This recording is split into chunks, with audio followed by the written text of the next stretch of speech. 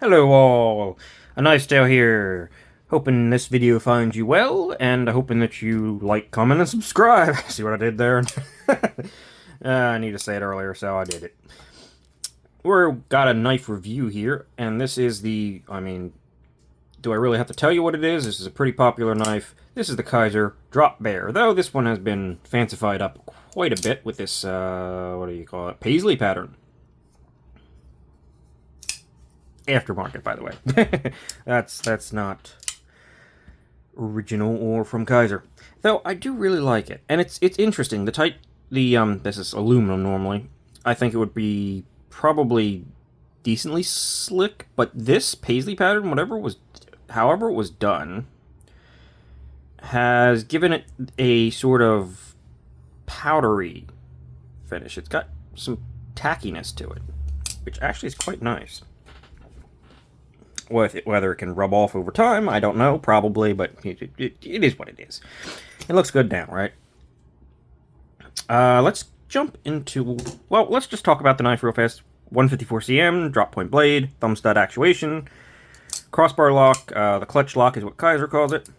This one has aluminum scales, deep carry pocket clip, and it was designed as an Azo design called the Drop Bear. Alright, now we can get into specs. It's not a particularly big knife. The blade length is actually under 3 inches. It is let's call that 2.8, maybe 2.85. The overall is 7 1/8.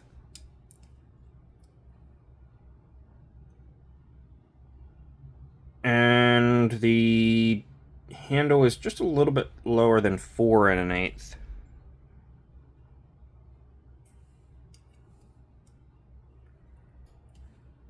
That does not quite add up, and yet that is what I'm coming to the conclusion of. I guess that little bit over 4 1/8 is... Yeah, I guess the little bit that it's actually under 3 inches, so... Okay. Those aren't actually terrible ratios. Comparison time.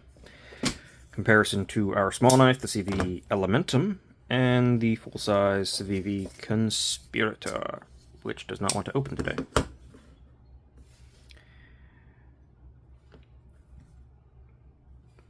Alright, as you can see, this is actually quite a small knife. It is, I'd say, it is a hair longer than the Elementum, but that's pretty much all handle. Blade length on the Elementum is actually a tiny bit longer. So, yeah, small knife, not big. If you're looking for a small, sort of light-duty, well, maybe not even that light a duty. It's not bad. It's got an access lock. It's strong, but a small, minimalist sort of carry. It certainly works. It is, however, quite a bit thicker than the Elementum. As you can kind of see, the Elementum paired up against it is reasonably thicker than the Elementum, but I doubt it's about as thick as the Conspirator. Yeah, okay. It's taller than the Elementum. It's as tall as the Elementum with its flipper tab. It's about as tall as the Conspirator without its flipper tab. So, yeah, it's certainly not a hard to carry knife, right? We are not having that problem here. The hardware is T8 all... Oh no, I thought that was T8 all around. The pocket clip and the back screw are T6. Interesting. And there's another standoff, but I'm guessing there's either a screw underneath or no screw. I haven't had this scale off in a long time. And I don't remember. I don't rightly recall. Yeah.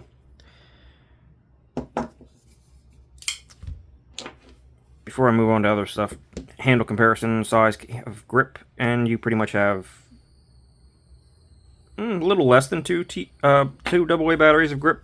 It still gives me a perfectly fine grip, and I have some place to move around. Yes, that's the word I'm going for. Places to move around. Weight.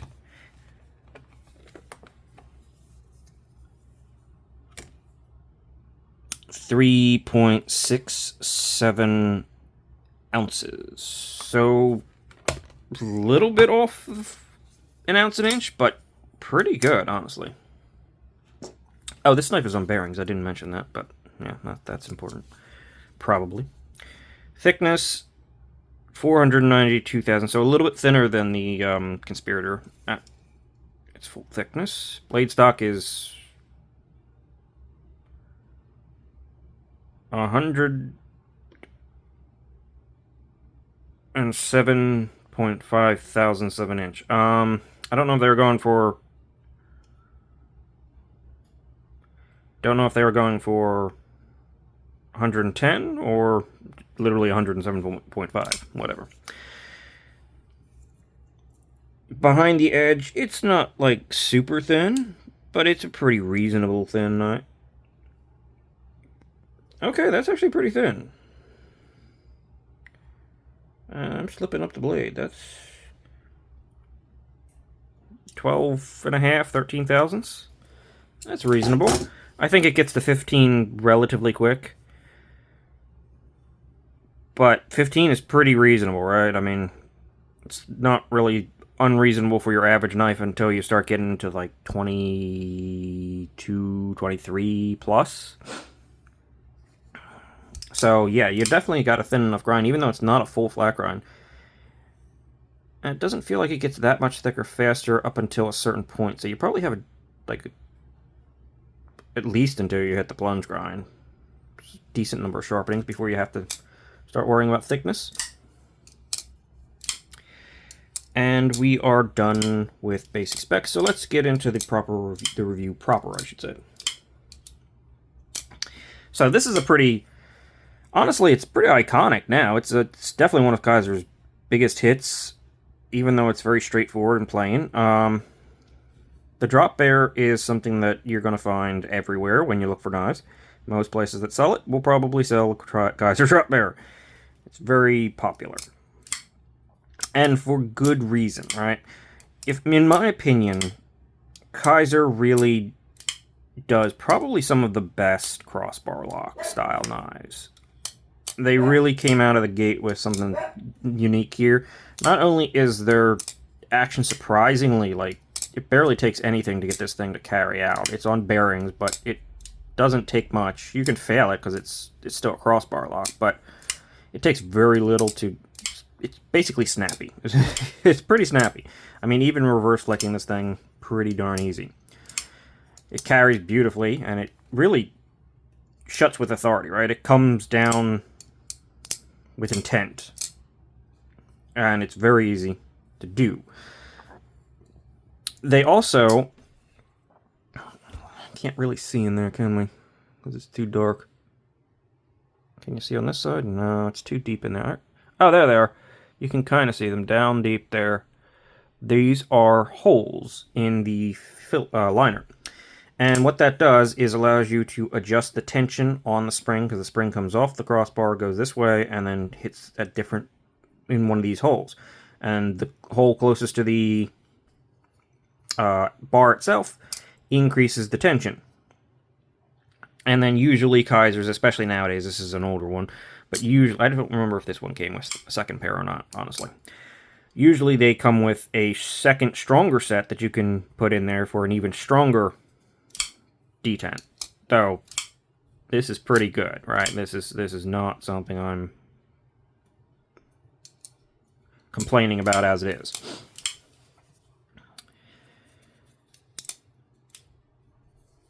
I mean, I wouldn't mind it being a little bit stronger, but I'd have to figure out if I even have them. So, the adjustable crossbar clutch lock, as Kizer calls it, is sort of an evolution that really, really did this right. And right as of now, until someone else comes up with something else to modify it with and new and crazy, I guess this is probably some of the best crossbar lock action and execution you're going to get, which is strange to say for a budget brand, right?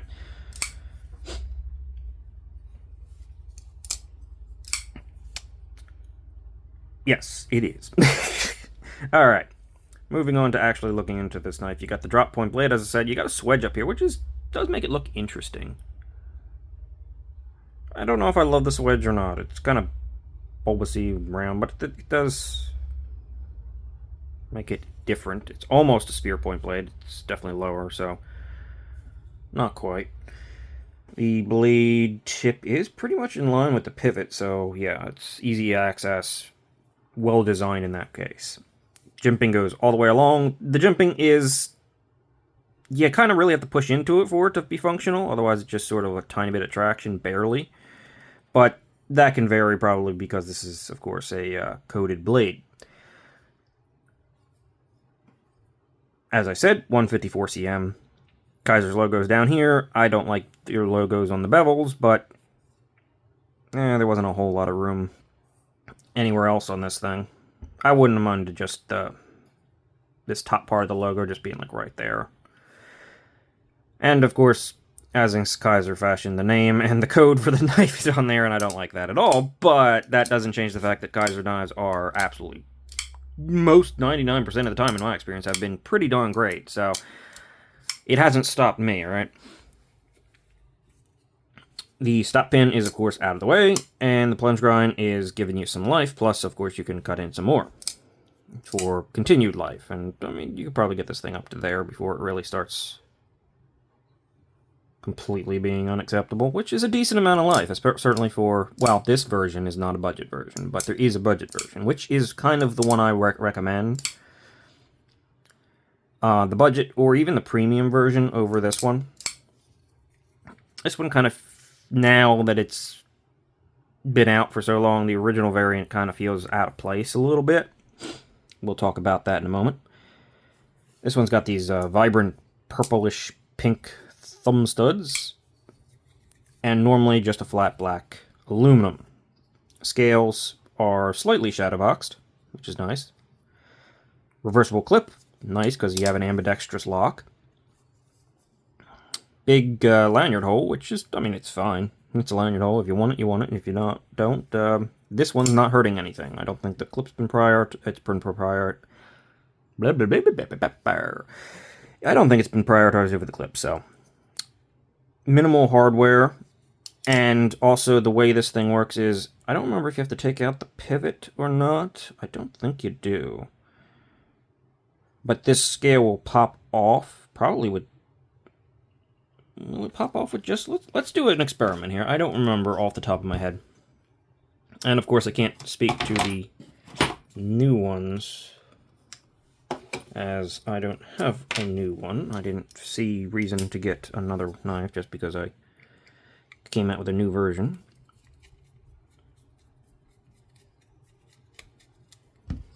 Will the scale pop off? No. Okay. So you remove the pivot, it looks like? Let's see.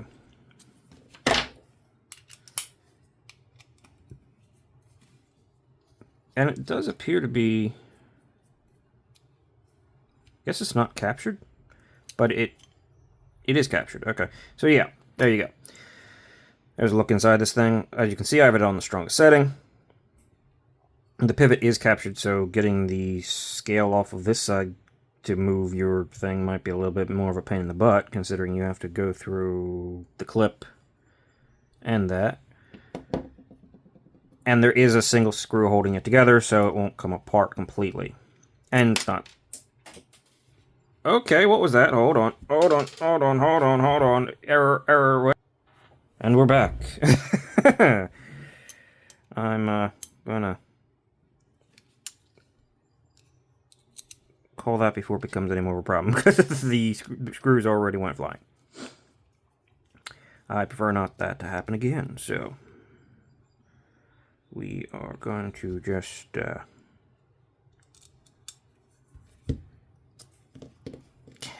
what's the word I'm looking for? We are going to... I don't even know. Brain's not working. Brain is not working.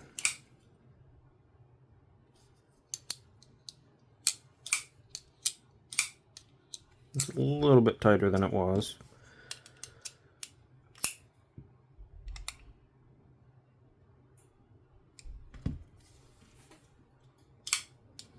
There we go.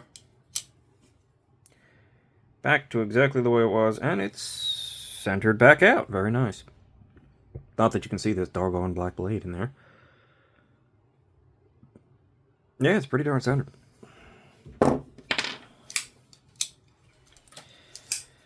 So it's pretty easy to at least get to this screw. This one could be a little bit of a pain in the butt, considering you have to get to that screw and this screw. And then these screws. But you can adjust the crossbar lock for different tension. If I wanted stronger, I'd have to get the other spring, provided I can find it.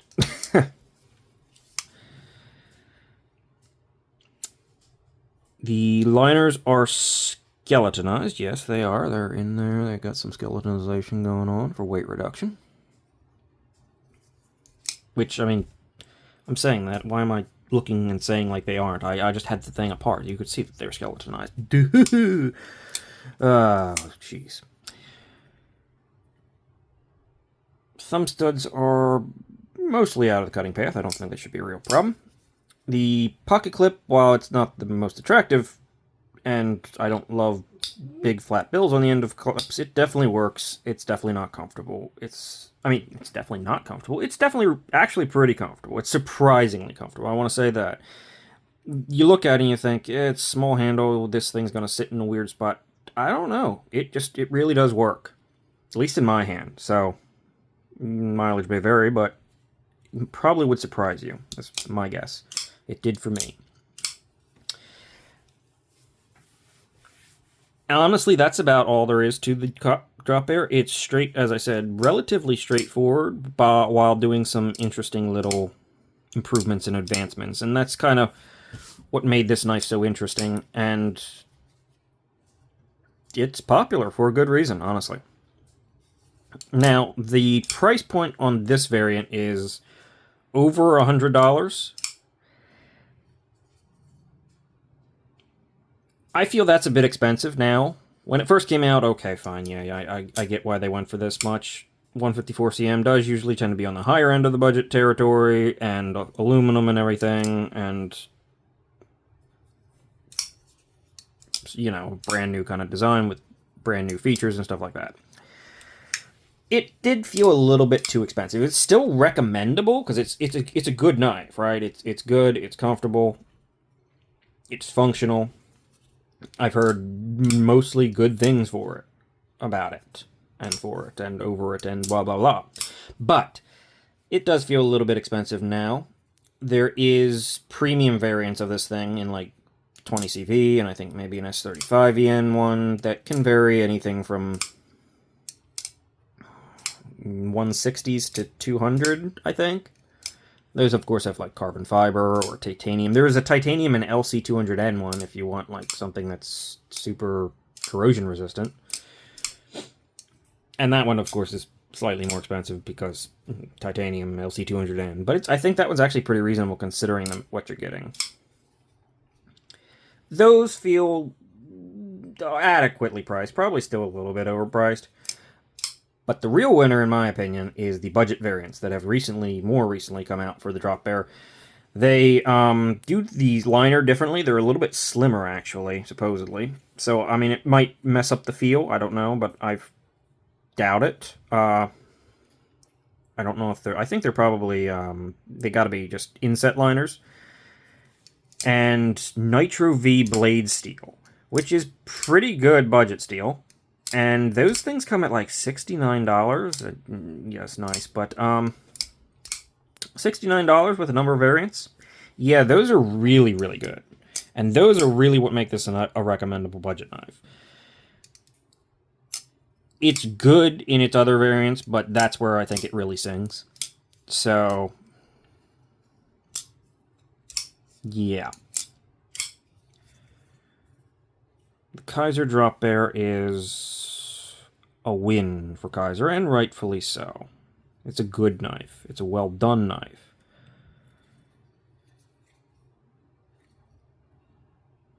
It definitely feels a little bit more like this variant.